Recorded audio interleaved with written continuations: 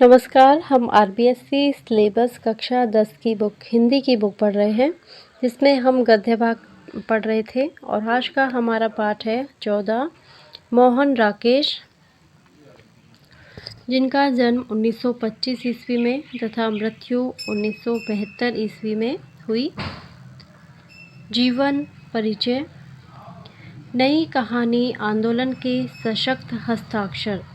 मोहन राकेश का जन्म 8 जनवरी 1925 को अमृतसर में हुआ था।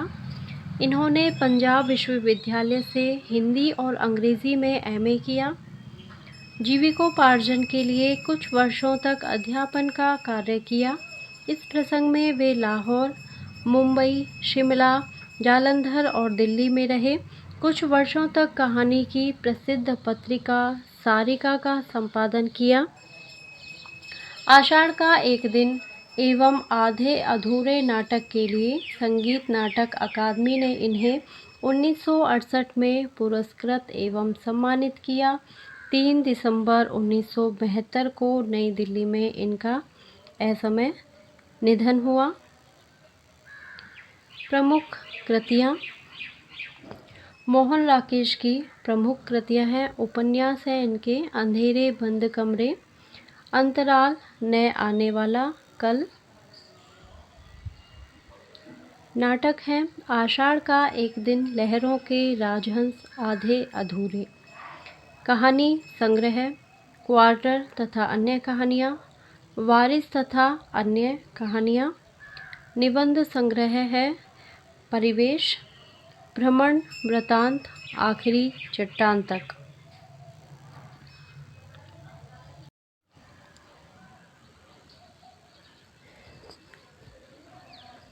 मोहन राकेश जी का पाठ आखिरी चट्टान, जिसका पाठ परिचय। प्रस्तुत पाठ आखिरी चट्टान एक रोचक यात्रा संस्मरण है। दिसंबर 1952 से फरवरी 1953 के बीच मोहन राकेश ने गोवा से कन्याकुमारी तक की यात्रा की। मानव मनोविज्ञान और सामाजिक संरचना की सूक्ष्म समझ के कारण यह यात्रा वृतांत भौतिक विवरण और आंतरिक मनोदशा का उदाहरण बन गई है। भाषा इतनी पारदर्शी है कि लेखक के अनुभव पाठक के अनुभव में रूपांतरित होने लगते हैं। कन्याकुमारी के सूर्यास्त एवं सूर्योदय का अत्यंत सूक्ष्म अंकन इस पाठ की अनुपम विशेषता है, मानो लेखक ने कलम से प्रकृति का चित्रण किया हो। आखिरी चट्टान। कन्याकुमारी सुनहले सूर्योदय और सूर्यास्त की भूमि। केप होटल के आगे बने बाथ टैंक के बाईं तरफ समुद्र के अंदर से उभरी स्याह चट्टानों में से एक पर खड़ा होकर मैं देर तक भारत के स्थल भाग की आखिरी चट्टान को देखता रहा। पृष्ठभूमि में कन्याकुमारी के मंदिर की लाल और सफ़ेद लकीरें चमक रही थी। अरब सागर, हिंद महासागर और बंगाल की खाड़ी, इन तीनों के संगम स्थल सी वह चट्टान जिस पर कभी स्वामी विवेकानंद ने समाधि लगाई थी, हर तरफ से पानी की मार सहती हुई स्वयं भी समाधि स्थित सी लग रही थी। हिंद महासागर की ऊंची ऊंची लहरें मेरे आसपास की स्याह चट्टानों से टकरा रही थी। बल खाती लहरें रास्ते की नोकीली चट्टानों से कटती हुई आती थी, जिससे उनके ऊपर चूरा बूंदों की जालियां बन जाती थी। मैं देख रहा था और अपनी पूरी चेतना से महसूस कर रहा था शक्ति का विस्तार, विस्तार की शक्ति। तीनों तरफ से क्षितिज तक पानी ही पानी था, फिर भी सामने का क्षितिज हिंद महासागर का अपेक्षा अधिक दूर और अधिक गहरा जान पड़ता था। लगता था कि उस ओर दूसरा छोर है ही नहीं। तीनों ओर के क्षितिज को आंखों में समेटता मैं कुछ देर भूल रहा कि मैं हूँ, एक जीवित व्यक्ति, दूर से आया यात्री, एक दर्शक। उस दृश्य के बीच में जैसे दृश्य का एक हिस्सा बनकर खड़ा रहा। बड़ी बड़ी चट्टानों के बीच एक छोटी सी चट्टान। जब अपना होश आया तो देखा कि मेरी चट्टान भी तब तक बढ़ते पानी में काफ़ी घिर गई है। मेरा पूरा शरीर सिहर गया। मैंने एक नज़र फिर सामने के उमड़ते विस्तार पर डाली और पास की एक सुरक्षित चट्टान पर कूदकर दूसरी चट्टानों पर से होता हुआ किनारों पर पहुंच गया। पश्चिमी क्षितिज में सूर्य धीरे धीरे नीचे जा रहा था। मैं सूर्यास्त की दिशा में चलने लगा। दूर पश्चिमी तट रेखा के एक मोड़ के पीली रेत का एक ऊंचा टीला नजर आ रहा था। सोचा उस टीले पर जाकर सूर्यास्त देखूंगा। यात्रियों की कितनी ही टोलियां उस दिशा में जा रही थी। मेरे आगे कुछ मिशनरी युवतियां मोक्ष की समस्या पर विचार करती चली जा रही थी। मैं उनके पीछे पीछे चलने लगा, चुपके से मोक्ष का कुछ रहस्य पा लेने के लिए। यूं उनकी बातों से कहीं रहस्य में आकर्षण उनके युवा शरीरों में था और पीली रेत की पृष्ठभूमि में उनके लवादों के हिलते हुए स्याह सफ़ेद रंग बहुत आकर्षक लग रहे थे। मोक्ष का रहस्य अभी बीच में ही था कि हम लोग टीले पर पहुंच गए। यह वह सैंड हिल थी जिसकी चर्चा मैं वहां पहुंचने के बाद से ही सुन रहा था। सैंड हिल पर बहुत से लोग थे, 8-10 नवयुवतियां, 6-7 नवयुवक और 2-3 गांधी टोपियों वाले व्यक्ति। वे शायद सूर्यास्त देख रहे थे। गवर्नमेंट गेस्ट हाउस के बैरे उन्हें सूर्यास्त के समय की काफ़ी पिला रहे थे। उन लोगों के वहाँ होने से सैंड हिल बहुत रंगीन हो उठी थी। कन्याकुमारी का सूर्यास्त देखने के लिए उन्होंने विशेष रुचि के साथ सुंदर रंगों का रेशम पहना था। हवा समुद्र की तरह उस रेशम में भी लहरें पैदा कर रही थी। मिशनरी युवतियां वहां आकर थकी सी एक तरफ बैठ गई, उस पूरे कैनवस में एक तरफ छिटके हुए कुछ बिंदुओं की तरह। उनसे कुछ दूर एक रंगहीन बिंदु। मैं ज़्यादा देर अपनी जगह स्थिर नहीं रह सका। सैंड हिल के सामने का पूरा विस्तार तो दिखाई दे रहा था, पर अरब सागर की तरफ एक और ऊंचा टीला था जो उधर के विस्तार को ओट में लिए था। सूर्यास्त पूरे विस्तार की पृष्ठभूमि में देखा जा सके, इसके लिए मैं कुछ देर सैंड हिल पर रुका रहकर आगे उस टीले की तरफ चल दिया। पर रेत पर अपने अकेले कदमों को घसीटता वहां पहुंचा तो देखा कि उससे आगे उससे भी ऊंचा एक और टीला है। जल्दी जल्दी चलते हुए मैंने एक के बाद एक कई टीले पार किए। टांगें थक रही थी पर मन थकने को तैयार नहीं था। हर अगले टीले पर पहुंचने पर लगता कि शायद अब एक ही टीला है। उस पर पहुंचकर पश्चिमी क्षितिज का खुला विस्तार अवश्य नजर आ जाएगा। और सचमुच एक टीले पर पहुंचकर वह खुला विस्तार सामने फैला दिखाई दे गया। वहां से दूर तक रेत की लंबी ढलान थी, जैसे वह टीले से समुद्र में उतरने का रास्ता हो। सूर्य तब पानी से थोड़ा ही ऊपर था। अपने प्रयत्न की सार्थकता से संतुष्ट होकर मैं टीले पर बैठ गया, ऐसे जैसे वह टीला संसार की सबसे ऊंची चोटी हो और सिर्फ मैंने उस चोटी को पहली बार सर किया हो। पीछे दाईं तरफ दूर दूर हटकर उगे नारियलों के झुरमुट नजर आ रहे थे। गूंजती हुई तेज हवा से उनकी टहनियाँ ऊपर की ओर उठ रही थी। आकाश की तरफ उठकर हिलती हुई वे टहनियाँ ऐसे लग रही थी जैसे उन्मुक्त रति के क्षणों में किन्हीं नग्न वन युवतियों की बाहें। पश्चिमी तट के साथ साथ सूखी पहाड़ियों की एक श्रृंखला दूर तक चली गई थी, जो सामने फैली रेत के कारण बहुत रूखी, बीहड़ और वीरान लग रही थी। सूर्य पानी की सतह के पास पहुंच गया था। सुनहली किरणों ने पीली रेत को एक नया सा रंग दे दिया था। उस रंग में रेत इस तरह चमक रही थी जैसे अभी अभी उसका निर्माण करके उसे वहां उड़ेला गया हो। मैंने उस रेत पर दूर तक बने अपने पैरों के निशानों को देखा। लगा जैसे रेत का खुंवारापन पहली बार उन निशानों से टूटा हो। इससे मन में एक सिहरन भी हुई, हल्की उदासी भी घिर आई। सूर्य का गोला पानी की सतह से छू गया। पानी पर दूर तक सोना ही सोना ढुल आया। पर वह रंग इतनी जल्दी बदल रहा था कि किसी भी एक क्षण के लिए उसे एक नाम दे सकना असंभव था। सूर्य का गोला जैसे एक बेबसी में पानी के लावे में डूबता जा रहा था। धीरे धीरे वह पूरा डूब गया और कुछ क्षण पहले जहाँ सोना बह रहा था वहाँ अब लहू बहता नजर आने लगा। कुछ और क्षण बीतने पर वह लहू भी धीरे धीरे बैजनी और बैजनी से काला पड़ गया। मैंने फिर एक बार मुड़कर दाईं तरफ पीछे देखा। नारियलों की टहनियाँ उसी तरह हवा में उठ रही थी, हवा उसी तरह गूंज रही थी, पर पूरे दृश्य पट पर स्याही फैल गई। एक दूसरे से दूर खड़े झुरमुट स्याह पकड़कर जैसे लगातार सिर धुल रहे थे और हाथ पैर पटक रहे थे। मैं अपनी जगह से उठ खड़ा हुआ और अपनी मुट्ठियाँ भींचता खोलता कभी उस तरफ और कभी समुद्र की तरफ देखता रहा। अचानक ख्याल आया कि मुझे वहाँ से लौटकर भी जाना है। इस ख्याल से ही शरीर में कंपकपी भर गई। दूर सैंड हिल की तरफ देखा, वहाँ स्याही में डूबे हुए कुछ धुंधले रंग हिलते नजर आ रहे थे। मैंने रंगों को पहचानने की कोशिश की, पर उतनी दूर से आकृतियों को अलग अलग कर सकना संभव नहीं था। मेरे और उन रंगों के बीच स्याह पड़ती रेत के कितने ही टीले थे। मन में डर समाने लगा कि क्या अंधेरा होने से पहले मैं उन सब टीलों को पार करके जा सकूंगा।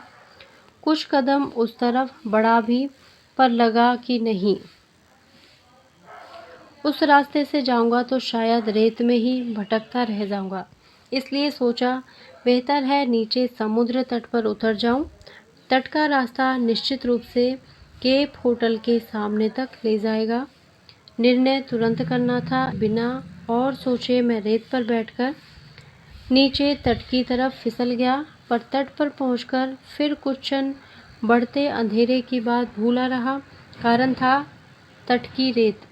यूं पहले भी समुद्र तट पर कई कई रंगों की रेत देखी थी, सुरमई, खाकी, पीली और लाल, मगर जैसे रंग उस रेत में थे वैसे मैंने पहले कभी कहीं की रेत में नहीं देखे। कितने ही अनाम रंग थे, वे एक एक इंच पर एक दूसरे से अलग और एक एक रंग कई कई रंगों की झलक लिए हुए।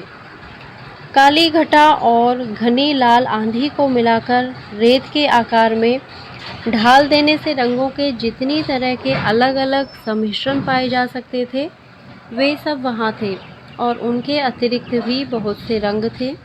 मैंने कई अलग अलग रंगों की रेत को हाथ में लेकर देखा, मसल कर नीचे गिर जाने दिया। जिन रंगों को हाथ से नहीं छू सका उन्हें पैरों से मसल दिया। मन था कि किसी तरह हर रंग की थोड़ी थोड़ी रेत अपने पास रख लूं, पर उसका कोई उपाय नहीं था। यही सोचकर कि फिर किसी दिन आकर उस रेत को बटोरूंगा, मैं उदास मन से वहां से आगे चल दिया।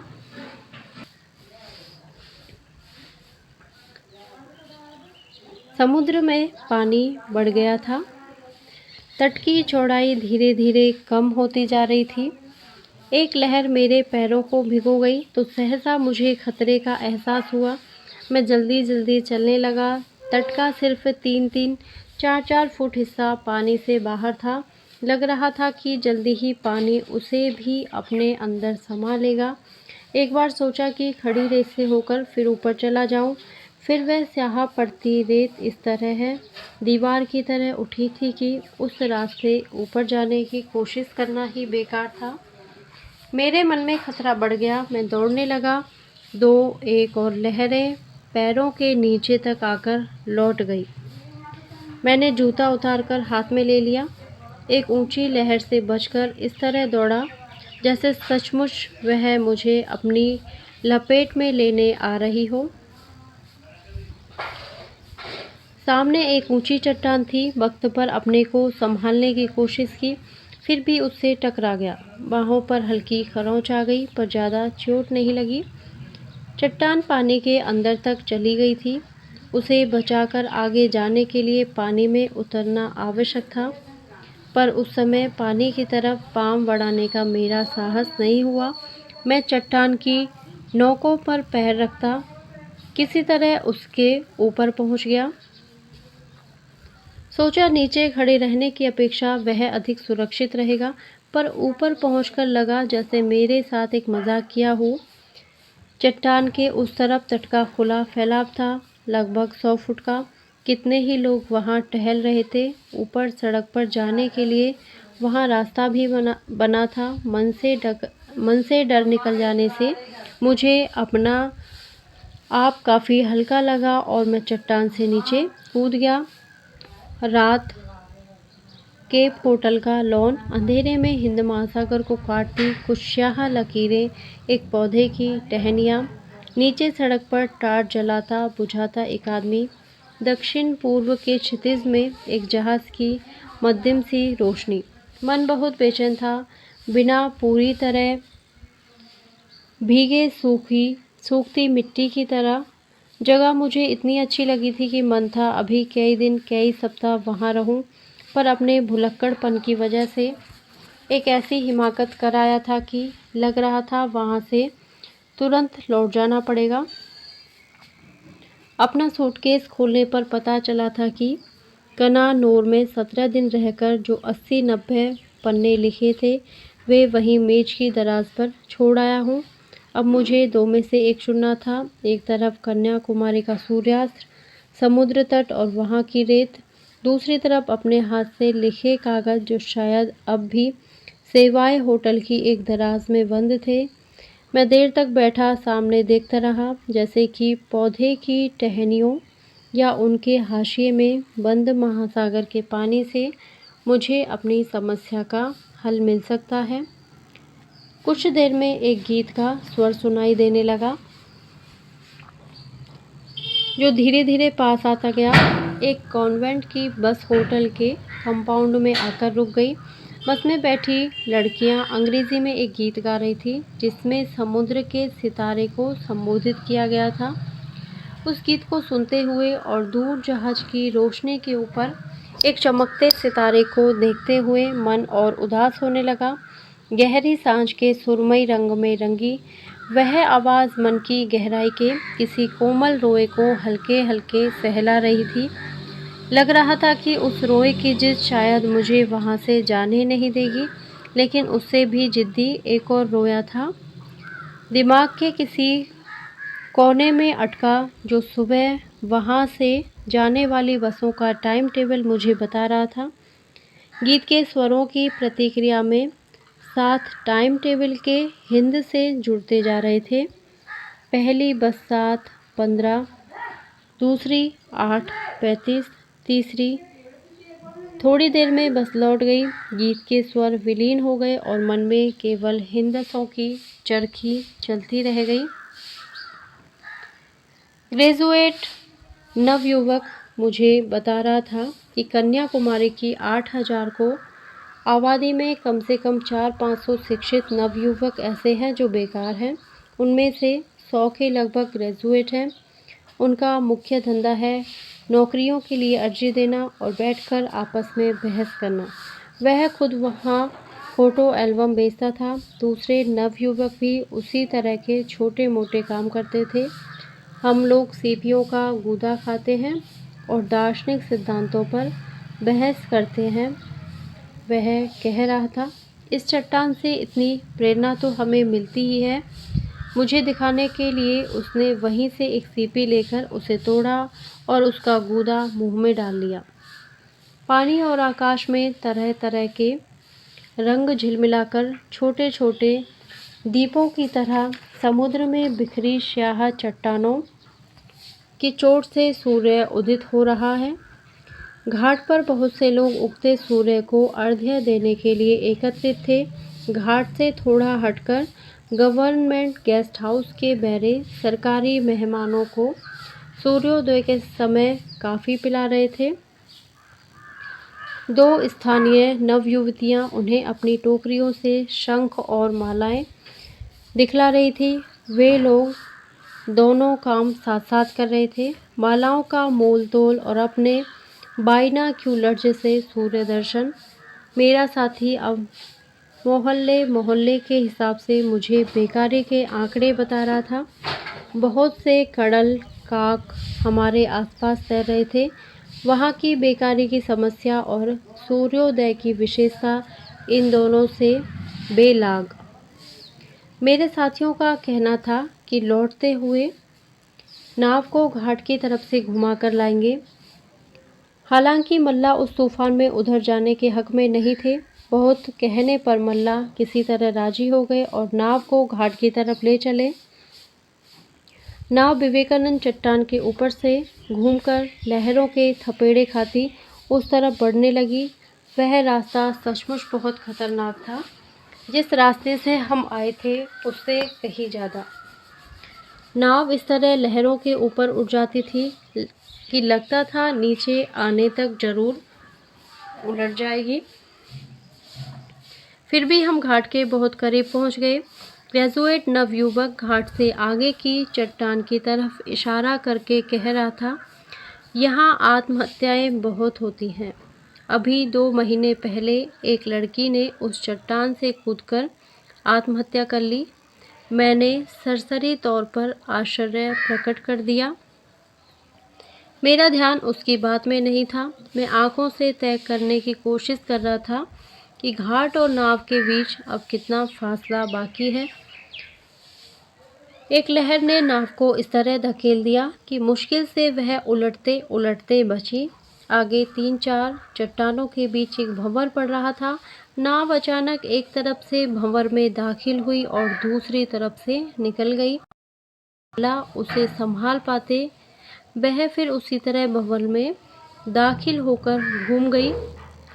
मुझे कुछ क्षणों के लिए भंवर और उससे घूमती नाव के सिवा और किसी चीज़ की चेतना नहीं रही। चेतना हुई जब भंवर में 3-4 चक्कर खा लेने के बाद नाव किसी तरह उससे बाहर निकल आई। यह अपने आप या मल्लाहों की कोशिश से मैं नहीं कह सकता।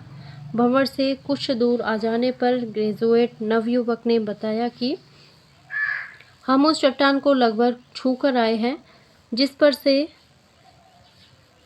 कूदकर उस नवयुवती ने कन्याकुमारी की साक्षी में आत्महत्या की थी। पर मैंने तब तक उस चट्टान की तरफ ध्यान से नहीं देखा जब तक हम किनारे के पास नहीं पहुंच गए। यह भी वहां पहुंचकर जाना कि घाट की तरफ से आने का इरादा छोड़कर मल्ला उसी रास्ते से नाव को वापस लाए हैं जिस रास्ते से पहले ले गए थे। कन्याकुमारी के मंदिर में पूजा की घंटियां बज रही थी। भक्तों की एक मंडली अंदर जाने से पहले मंदिर की दीवार के पास रुककर उसे प्रणाम कर रही थी। सरकारी मेहमान गेस्ट हाउस की तरफ लौट रहे थे। हमारी नाव और किनारे के बीच हल्की धूप में कई एक नावों के पाल और कड़ल काकों के पंख एक से चमक रहे थे। मैं अब भी आंखों से बीच की दूरी नाप रहा था और मन में बसों का टाइम टेबल दोहरा रहा था। तीसरी बस 9:40 पर, चौथी उसके बाद एक शाम और वहाँ रुककर कनानौर लौट गया। वहाँ जाकर अपने लिखे कागज़ मिल तो गए पर तब तक चौकीदार ने उन्हें मोड़कर उनकी कॉपी बना ली थी। कागज़ों पर लिखाई एक ही तरफ थी, इसलिए उनके खाली हिस्सों पर उसने अपना हिसाब लिखना शुरू कर दिया था।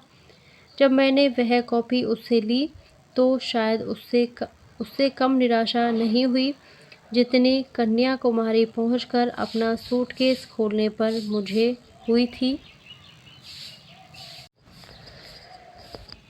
कठिन शब्दार्थ, विस्तार, फैलाव, संगम, मिलन स्थल, क्षितिज, जहाँ धरती और गगन के मिलने का आभास हो वह स्थान क्षितिज कहलाता है। चोटी, चोटी का मतलब है शिखर। झुरमुट, पेड़ या झाड़ी जिनकी डालियाँ मिलकर कुंज सा बना रही हों। सुरमई, सुरमे के रंग का हल्का नीला। हिंद से अंक यानी 1, 2, 3 को अरबी में हिंद से कहते हैं, कारण कि अंक योजना हिंद से गई थी। कड़ल काको यानी कि समुद्री पक्षी। और अब हैं इसके अभ्यास प्रश्न और इसी के साथ ही हमारा ये पाठ पूरा होता है। अगर आपको मेरा वीडियो पसंद आता है तो प्लीज़ इसे लाइक करें, शेयर करें और मेरे चैनल को सब्सक्राइब करें। Thank you.